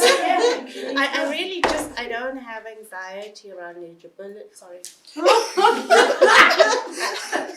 Because I think like if we're producing a community of thinking, if we're, that sometimes you constitute your audience, that you don't have to, and we cannot, like you said, we don't presume what the audience knows, what they don't know. And I also have incredible trouble with, because I think sometimes you do need densely theoretical work, and you need to think, because we're also experts, and we have the privilege of being in a space where we get to make those dense archives legible to us, and then do the work of translation, because so many of us do that work of translation in other spaces. But the densely theoretical work is also something that we require, because it allows us to use a particular toolkit in a very efficient way. So I don't have that same anxiety, because I do think that those sort of shifts, and I, this idea that I've been working with in my own work is this idea of a feminist trickster approach, and that texts that are very, like, thinkers like Spivak or Butler or people who we think about as difficult to read, they're actually interrupting reading practices. Yes. What they're doing is forcing you to read differently and to understand differently through slowing you down. And I think, I think that the denseness, what we think of as denseness, can also be a kind of praxis that shifts us into new theoretical terrain, that plays with the archive, that mocks others, that mocks androcentric thinking, etc., etc. So I don't know that I have the same. I don't think that I have. I think that if your reader wants to arrive in a conversation with you and have it land somewhere, that the work of reading is a labor, and it is a necessary labor. It has a very different kind of, and it's something I've been thinking around episteme, right? It's a very different kind of effective and intellectual kind of labor that one does when you're reading an academic text versus how you read fiction, or particular kinds of readings that feel easier in their engagement. But the kinds of pleasure you're having with these different texts are different, right? There are different kinds of pleasure, and to allow ourselves to have those different. Sorry, I'll go on about that. But also, across the chapters, people are different, so people express themselves differently, and all those registers are there. Madam Chair, which one is it? It is definitely not. But I did want to speak to Yvette's point around Okay. grief. Because I think, I mean, you're always asking us to not, Kill yourselves. no, well, you know, I'm always asking people not to kill themselves either, right? You don't debilitate yourself, and what's the value of a life if we're debilitating ourselves to produce thinking freedom if we ourselves are unfree, you know? In these sort of, I mean, and you're always like pushing, you know, and I do think, and you're absolutely right that thinking around grief as I mean, because the joy was because of the grief, right? The joy in coming together was because so many of us were grieving, and we're still grieving, but we're We were also mainly not there. sorry 21, yeah. in Well, 2021. dead. No, Sorry. yeah, but there's also survivor, you know, and Survivor the skills. and the multiple kinds of, you know, I mean, and I do think I hear you that we should write that in and think about it a lot more slowly. Yeah. I mean, I think it is, you know, well, not think it is critical. Sorry, it is critical. Sorry, she scolded me to agree with you 100%. Oh, thank you. I only agree with you 99%. I'm okay if you disagree with me. I need you to disagree with me because otherwise I just think I'm brilliant all the time. If you're not going to, like, who's going to make me feel epistemic uncertainty? Yes! Like,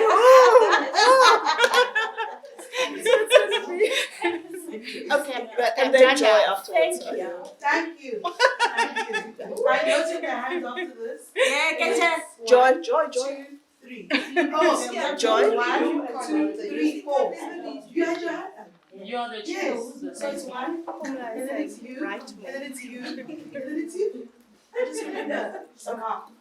Okay, Thank you, Chair. So Thank you, let's, yeah, no. So I'm gonna answer questions. I don't know if people even remember that. The questions, yes. So, I mean, you know, the great part of note taking, that I can go back to my notes. And I think when we got here, Dina asked us in the first keynote. Where's Gina? Asked us in the first keynote said two things which are coming up a lot. The first was that we might want to also think of an archive as something that shifts and changes and disappears, right? And we need to be okay with that in certain moments. And like, for example, you know, speaking about archiving and documenting, and I don't know, someone said, oh, why don't we document downstairs when we're having tea? And I'm thinking, do we really need to archive that? Because for me, I don't want that moment to mean something different to me. Like certain moments demand, or certain archives demand to be felt. So even if it's captured, you're not going to get the thing of the thing that was thinking. Oh, But also, I think Dina on Monday said something which Prof. Kola just said now, which is that the idea of approval is trap for Black women. It is a trap for Black women, and it's not fair that we ask them to seek approval in various spaces in which they occupy. So those are the two things I just wanted to answer from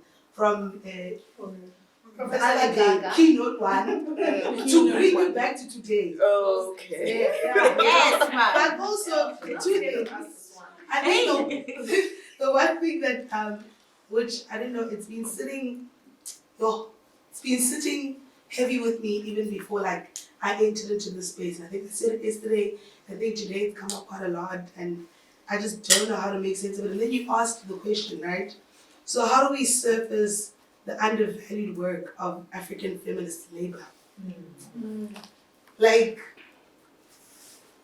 I can't, in my head, and I can't begin to imagine where would we even start to place the value. It's like that 150,000 rand horse, you know? Yesterday. It took me a while. Oh my gosh, you remember? People are like, huh? What horse?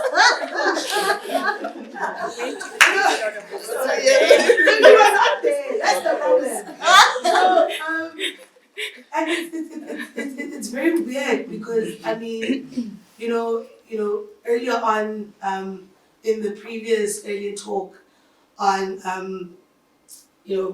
Prof was just speaking about the sort of, I don't want to say burden is a bad word, right? Whatever word you want to use. Oh, okay. You're speaking. The sort of labor that goes into being the first and having to hold the door and for the others. In as much as it's a great feeling and in as much as you're doing it, yes, but the amount of work and the amount of no's that you have to say and the amount of spaces in which everyone wants you to be there at the same time, and even in certain spaces when, for example, you are here and you're trying to breathe and you're trying to be you, and then people are telling you you're an icon, you're like, I'm there. Stop. But that's the truth. The truth is you are, right? So even in spaces where we give you your flowers, you tell us no. You burnt them in my face. So for me, it's like, I love you. But for me, it's, and I think it's one of the questions, and I think yesterday I was speaking to the other professor was telling me, I'm like, oh, what do you do for fun? And they were like, I work. And I'm thinking, go out. Sleep, TV. Working is also fun. I'm thinking, I don't want to be there. No. And so for me, it's like, and even for me to be able to be here, the kind of terrible, mediocre lecturers that I had, and how for me to be able, not bad and for the amount of black women and women it took to convince me that no, it's not like this, and make it make sense to me. So the invisible labor that went into it, right? So you, in some cases, and with a lot of, or most of us here actually, you have a dissertation in which was supervised by a particular person, but that person didn't actually do the labor. It's your community that you were sending it to constantly that did the labor, and they don't get the acknowledgement, but they get to be on the acknowledgement, but they don't get those points and those things to say, oh, I did this work. And for me, it doesn't sit well with me. So at some point, at what point do you begin to give value to people like Charlene and Linda for bringing us into the space, and what could be the best way to say, oh, thank you for this. You make it that way. Who's we? Because it is a space that is necessary, and it's going to continue for much longer. And for some people, they came in when they were starting their PhDs. Now they've got their doctors, and they're still coming, like you. But so at some point, when you're asking us to value it, are we using currency? We wish we could use currency. We wish we could use currency. We can only use words, which is what we have. And we can acknowledge, so there are two things that I'm picking up from you. Because there's also the labor that we're deferring when we make time to come here. Yeah. Because we're also time stretched and time poor. Yeah.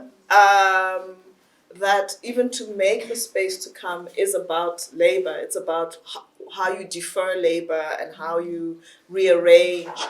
And I think it's well and nice to romanticize the space when you're here, but also what gets you here feels like it's something that can be surfaced. But I don't know what to do with this larger issue of the invisible labor that is demanded and is so naturalized in terms of somehow you because we can say it here, but we're this closed circle, right? Yeah. We're dealing with institutional spaces and all sorts of other metrics that will, even if we acknowledge it, don't necessarily do so. And I think that's such fatigue, the fatigue of what that means and what you give up to do that. All we can do is be grateful. And and acknowledge that in the ways that we write, in the things that come out of this space, and not forget, right? I mean, how many times do we forget to acknowledge people? We came here and we gave it, and we got feedback, and it improved the thinking and whatever. There's a way that we can still show that and make that visible. And it's not cash money, but I think it's something. And thanks for reminding us of Dina's points. I Yes, think. because your point around withdrawal particularly actually is, and withdrawal and refusal is It's really useful. Yeah. Number 2. Yeah, she's number 2. It's joy, isn't it? Right? No, it's Benita. 2, Okay. 3, Yep. 4. Okay. Remember that we need to All right. Okay. Please go. Yeah, it's you. So I'm latching on this idea of the invisible archive. And so I'm sharing unprocessed thoughts that, conversations that I'm having with my own supervisor about this. And I think the thing with social media is it makes you think about the invisible archive. Precisely because of, one, how miscellaneous posting is on social media, but also the fact that sometimes the forgetting is the archive. Yeah. And I'm thinking precisely about PJ's presentation where she was talking about the woman wouldn't tell us how they got the land, or it's a secret. And that's their form of preservation. Yeah. And so the absence itself is the archive. Is saying something. And so I'm thinking about like the orders in which we think about archiving. Yeah. Like the temporality of archiving. Is right now an archive, or does an archive have to be historical? And that makes me think about capitalism. Because a historical archive is about accumulation. And that's precisely how Black women essentially have been written out of the archive. Precisely for that. So it's this complex thing that I'm thinking about. And how we deal with that. How do you capture the accent without re-traumatizing, right? Re-violenting. And I think I'm thinking about it now in relation to the poem that Spulazi read. Was it yesterday or the day before? About we don't want to speak because yes, our lips are sealed. They've been sealed on purpose because we have not healed it. And so sometimes to release information or to preserve and to capture information in an untimely time is the violence. The timeliness of it. Yeah. Oh, love that. Yeah, complex. It's complex. Really, really complex, rich thoughts, and I mean, all I can do is say thank you. There's no response. Like, it's complex.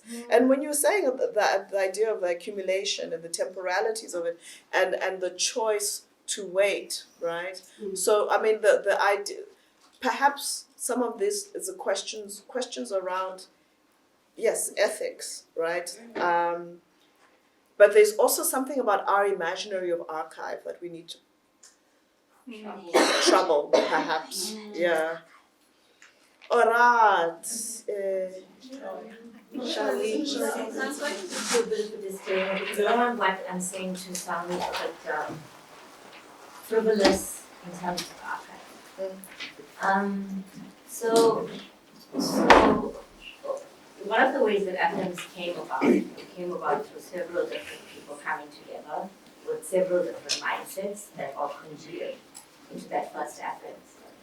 But one of it was attending a decolonizing feminisms conference. I don't remember what year it was. Huma's not even here to tell me. But yeah, this was it might have been around 2015, 2016, maybe the 2014. And it was at WITS. And it was by the Center of Critical Diversity Studies. I'm naming. Yeah. And every second or third person who was a person of color was naming Bell Hooks, Tricia Hill Collins, Audre Lorde, I do, Elaine Seller, and I was like, hey, I don't know what's going on here, because clearly feminisms have been decolonial. And the people who need to do the decolonizing, I think we should leave them by themselves to decolonize. We clearly have a whole tradition here.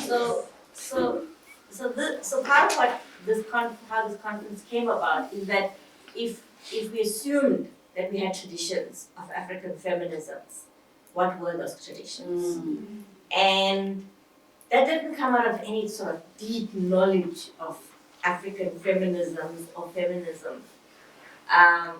Because I think people sometimes get so caught up in this anxiety that colonialism has produced around what we don't know, that we get stuck and we get embarrassed and we feel shame and somehow guilt even for not knowing. But I've never done a gender studies. There wasn't gender studies courses when I was at university or at my university. It was just individuals who made that stuff accessible, and then you went and did your own research. And this is why it's for me it's important not to be called an art historian, because there's a fixity to those archives that we've been handed that I find very, very problematic. For me, an archive is days of our lives. It means knowing about the Last Supper, knowing about Bollywood movies, knowing about the kinds of music and the Tamil movies my mother watched, which was very different from Bollywood. And these are all repositories that lived within their bodies and that they passed on and that I carry within my body. But I've been taught to privilege certain archives over the others. And apparently because I don't speak any Indian languages, I'm supposed to feel like I've lost something. Also because I feel like I'm a South African Indian and I don't know much about the history of India or the history of Indians in South Africa, I must feel like I'm at a deficit. And then because also I didn't do gender studies and maybe there's a deficit there. Also because, but what's all these deficits? I didn't come into this world with lack. I just came born in order to learn. So for me, not knowing is just the starting point from which to learn. So I don't, and maybe as visual artists as well, we're not as anxious as people are about the written word. I mean, if we go back into the histories of African and Indian philosophies and Greek philosophy and stuff, this thing of orality, and orality then getting put into the written form does not take away orality. It manifests orality in a different way. But orality manifests in a different way from the moment I've spoken now to the next moment I've spoken now. So why do I get so anxious now when I wrote it down as a sentence? Because then I feel, oh my God, it's not fixed forever and I'm going to be stuck by what I've just said. Actually, no, I can write another article and say I got it wrong in this one. And it doesn't take away anything from me as a scholar to admit that I've learned more and my positions have shifted and the accumulation of knowledge has allowed me to present in a different way, to think differently. But there's this anxiety that, and I think, Toni Morrison says it best, right, about the work of racism and about coloniality. It keeps you constantly in this work of proving you exist, that the air that we breathe belongs to white people. And where would we be without all? So we're constantly doing that, so that we're not actually doing the work of the things that we love, that we should be doing. So that we're anxious about all the, I don't know how many thousands of languages that I haven't inherited via India. Or should I be very grateful? One language. I can only speak one language. I'm so monolingual. Like, when any other South African language, I suddenly go bonjour. And then I'm in France, and then I go, hi, hello. So it's like, I like and I think that's what I appreciate about the kind of Ngugi, Achebe, long running sort of debates. It showed to me that each position was incredibly valid, and that you could choose the position that you wanted, that to build your knowledges and to extend your knowledges and to contribute. But I guess as an artist as well, I just don't feel the anxiety sometimes that literary people feel about the written word. Because to me, the written is also another visual, right? And in the making of an artwork, you're always coming short of what you imagined, and in coming short, the work has made itself. Wow. And you have to be able to follow it and not always make it bend to your will. Yeah. And I think that's a beautiful thing about being a creative and a visual artist.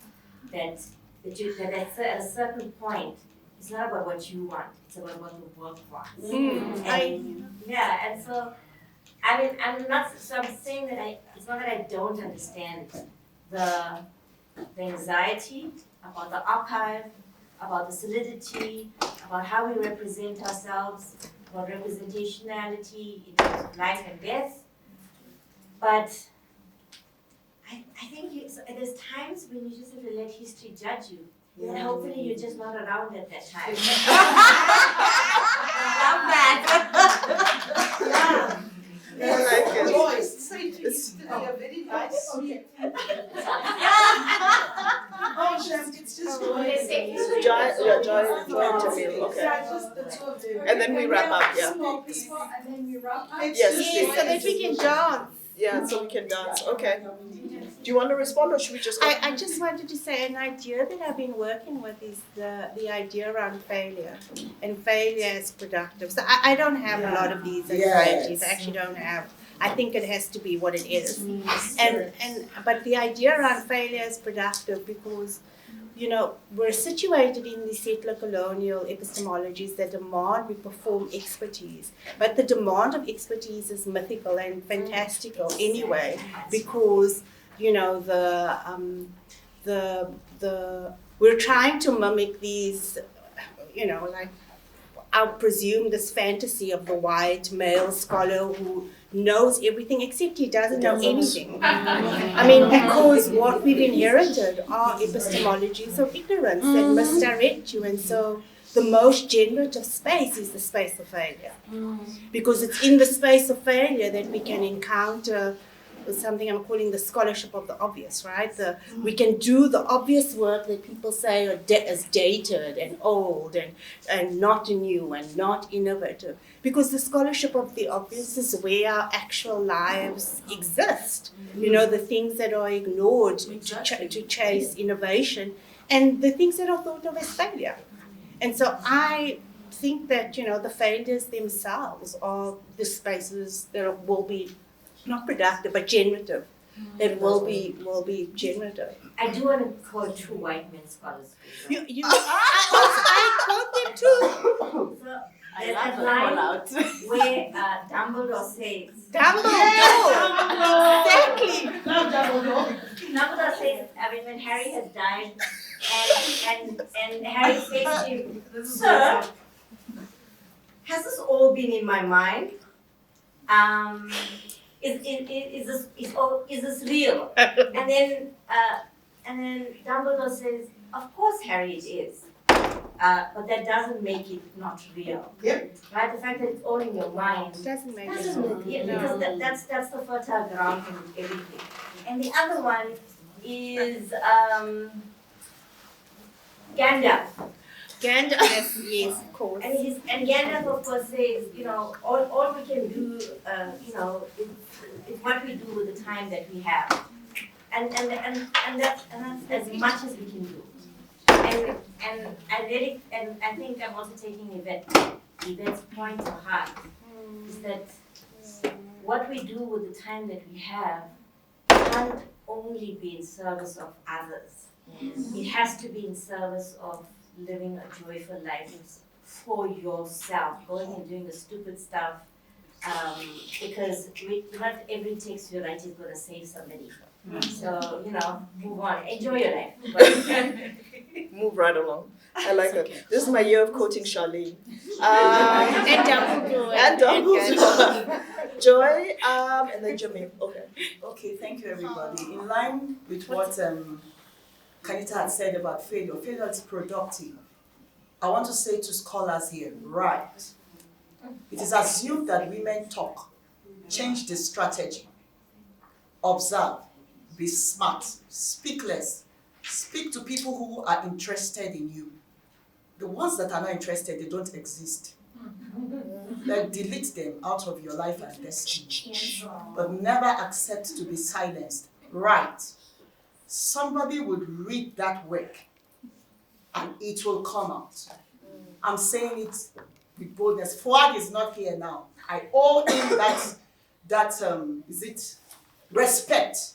Fuad gave me the push as a PhD candidate. Said, Joy, go and present this in Afems. I didn't know what he was doing to me. So I'm saying to you, write that piece. If you keep quiet, you may die in the process. There is no stigmatization when you are trying to save your life and the lives of others. We've been victimized. Let me say this in very clear terms. Some of these things we write about, we are victims ourselves. And that's why when you see us, when we're writing, we are shedding tears. Because we don't know how to tell you we are victims. African feminist scholars, I say to you, write. If you are rejected in a place, you are going to be accepted somewhere else. I had the opportunity as an independent scholar to be the keynote speaker for 8th Istanbul International Congress. I thought they made a mistake when I saw the mail. Because I was like, oh, you think I'm at Rhodes? I am just a legal intern. And they said, Joy, it's you. What a privilege to now speak to the northern part of the world where women are debased, devalued, subjugated, oppressed, marginalized. So write about the challenges that you're faced with. I saw a book in French, and because when I was studying here for crying out loud, I was close to 40, I'm not ashamed to say it. I had someone who would insult me every day of my life. Toi, tu n'es pas une étudiante de Rhodes. Toi, tu n'es pas une étudiante de Rhodes. So this.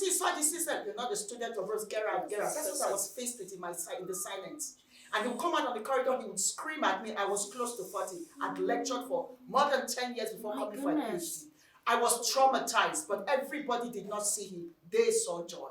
Yes. And that's why I said, know when to speak and how to speak. I had to go to another scholar and say, this is what is happening. And she said, no, Joy, this is not right. So I said, no. I already have one man in my life, I don't want to. So we had an academic divorce. You know what I mean by academic divorce? I'm sorry that I'm making it, I'm sure this is Afems.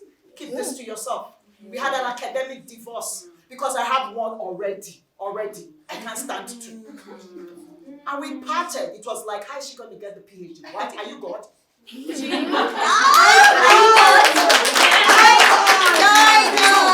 I'm saying to you, right, I want to repeat it. There is no stigma when you're trying to save your own life. I can tell you that I can draft letters on rejection. I know the introduction, the we regret, don't carve it. So I got used to, it's a rejection again. But you see, what I'm saying to you is, I saw a book where they wrote of the person was violent practices. He said to the lady, tu vas me faire le plaisir de sauter très rapidement cette grossesse. Can you give me the pleasure of removing that stuff out of you? Oh, but when we did the act, it was not a stuff. When I opened, that's why I brought that up. Face up, knees up, wide apart. The point you saw me. When we opened, we were not stuff. Now there is the baby. We are now stuff. I wrote on it. I wrote a small abstract, yes. And then somebody saw it, and the person picked me. Female scholars, right? You will not die. Get your spiritual weapon. I'm a Christian. You want to stop you through prayers. Oh, amen. Listen, I want to say this. We are Africans. Hey, let's call a spade by its name. We are Africans. Yeah. We wrestle with several things. Don't allow anybody to deceive you. You are a great woman, full of potentials, full of everything. Look at you, beautiful woman. When I look at these people, look at all of you, beautiful, and you want somebody to stop you. No way. Pharaoh lets my people go right. Thank you. Just Roberta Flack said, people, let Pharaoh go. I can see it's the last session of the conference. It's like there's no order, guys. Okay. Right, just to be Right. Jeez, you academics like to talk. But